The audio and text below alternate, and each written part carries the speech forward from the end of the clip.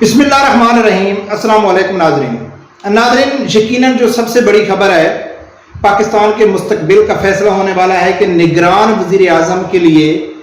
جو نام ڈیسائیڈ ہوا ہے وہ انوار الحق کاکڑ صاحب کا نام سامنے آ گیا ہے۔ یقیناً ہر سیاسی جماعت اور سینئر صحافی میڈیا اس کے اوپر تبصرہ کر رہا ہے، اور یقیناً جو تحریک لبیک کے کارکن ہیں وہ بھی جاننا چاہیں گے کہ یار یہ انوار الحق کاکڑ صاحب کیسا شخص ہے،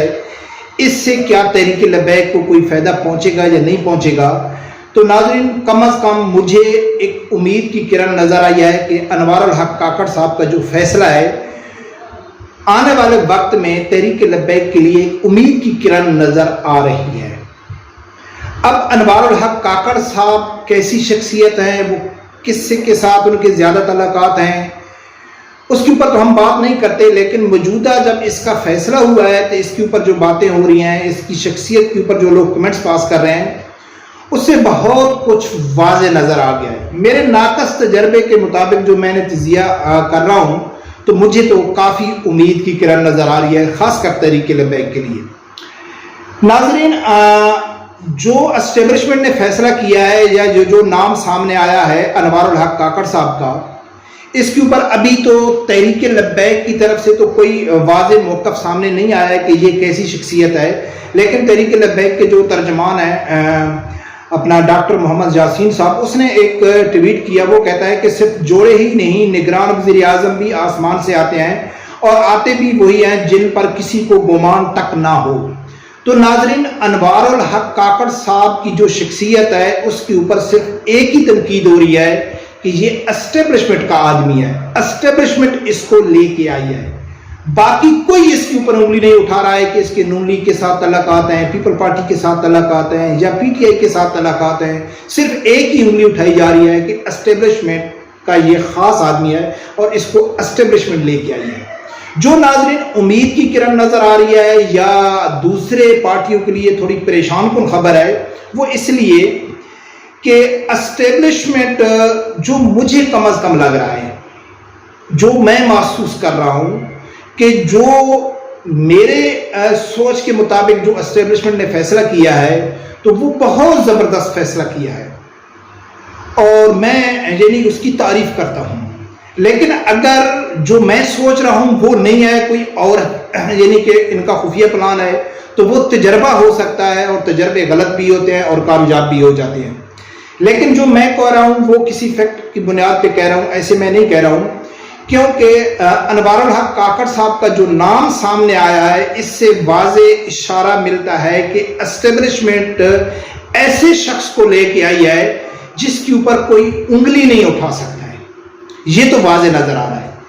اور یہ اسٹیبلشمنٹ کا مقصد کیوں ہو سکتا ہے ایسے شخص کو لے کے آنا، جو اس ٹائم پورا جو ملبہ ہے وہ اسٹیبلشمنٹ کے اوپر گر رہا ہے کہ اسٹیبلشمنٹ کا عمل دخل زیادہ ہے پاکستان کی سیاست میں، لیکن اس ماحول میں اسٹیبلشمنٹ ایسے شخص کو لانا کہ جس کے اوپر کوئی سیاسی دباؤ، یعنی کوئی آدمی یہ نہیں کہے کہ یار یہ فلاں آدمی کا فلاں سیاسی پارٹی کے ساتھ اس کے تعلق ہے، فلاں کے اس کے ساتھ تعلق ہے، تو یہ ایک واضح دلیل ہے کہ اسٹیبلشمنٹ چاہتی ہے کہ جو آگے والے الیکشن ہیں وہ فری اینڈ فیئر ہوں۔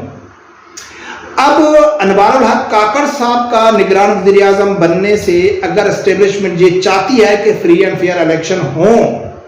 تو کم از کم یہ بات واضح ہو گئی ہے کہ کم از کم 1 سال تو الیکشن نہیں ہو رہی، نہ اسٹیبلشمنٹ چاہتی ہے،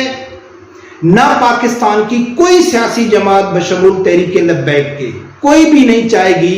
کہ اس 90 دن کے اندر الیکشن ہوں، کیونکہ اگر فری اینڈ فیئر ماحول دیا جاتا ہے سیاستدانوں کو اسٹیبلشمنٹ کی طرف سے تو اس ٹائم پاکستان میں کوئی ایسی سیاسی جماعت نہیں ہے کہ جو واضح اکثریت حاصل کرے تاکہ اس کو کچھ اتحادیوں سے ملا کے وہ حکومت کرے، تو اس پوزیشن میں پاکستان میں کوئی سیاسی جماعت نہیں ہے۔ P T I Imran Khan minus ہو گیا ہے، ابھی میں شاہ قریشی کا بیان سن رہا تھا، وہ کہتا ہے کہ عمران خان کے علاوہ بھی تحریک انصاف الیکشن میں حصہ لے گی، تو یقیناً جب عمران خان نہیں ہوگا تو تحریک انصاف کی وہ پاپولیرٹی یا وہ کامیابی اس کو نہیں ملے گی۔ اس کے کئی گروپ بن چکے ہیں، تو یعنی کہ تحریک انصاف بھی اس پوزیشن میں نہیں ہے، نون لیگ تو بالکل ہے ہی نہیں، گراؤنڈ کے اوپر ووٹ بینک تو اس کا ہے ہی نہیں، اور پیپل پارٹی کا بھی آپ لوگوں کو معلوم ہے، تحریک لبیک کا ووٹ بینک کافی ہے لیکن شاید وہ اتنی سیٹیں نہ حاصل کر سکیں جو اس کو حاصل کرنی چاہیے. تو اس صورتحال میں فری اینڈ فیئر الیکشن اگر 90 دن کے اندر ہوتے ہیں تو کوئی بھی سیاسی جماعت نہیں چاہے گی کہ 90 دن کے اندر الیکشن ہو، اور نہ اسٹیبلشمنٹ چاہے گی. اسٹیبلشمنٹ بھی چاہے گی اور سیاسی جماعتیں بھی چاہیں گی کہ ان کو ٹائم دیا جائے، نگران حکومت کو 1 سال 2 سال کا ٹائم دیا جائے. 1 سال 2 سال میں پاکستان میں ہر سیاسی جماعت کو ایک وقت مل جائے گا، ٹائم مل جائے گا اپنے آپ کو ثابت کرنے کے لیے، کارکنوں کا اعتماد بحال کرنے کے لیے. یعنی تحریک لبیک کو بھی ٹائم مل جائے گا، پی ڈی ایم کو بھی جماعتیں ان کو بھی مل جائے گا، اور جو تحریک انصاف کا اونٹ ہے وہ بھی کس کروٹ میں بیٹھ جائے گا. عمران خان مائنس تو ہو چکے ہیں، اس کے علاوہ جو جماعتیں انہوں نے بنائی ہیں ان کی بھی واضح اکثریت نظر آ جائے گی کہ کون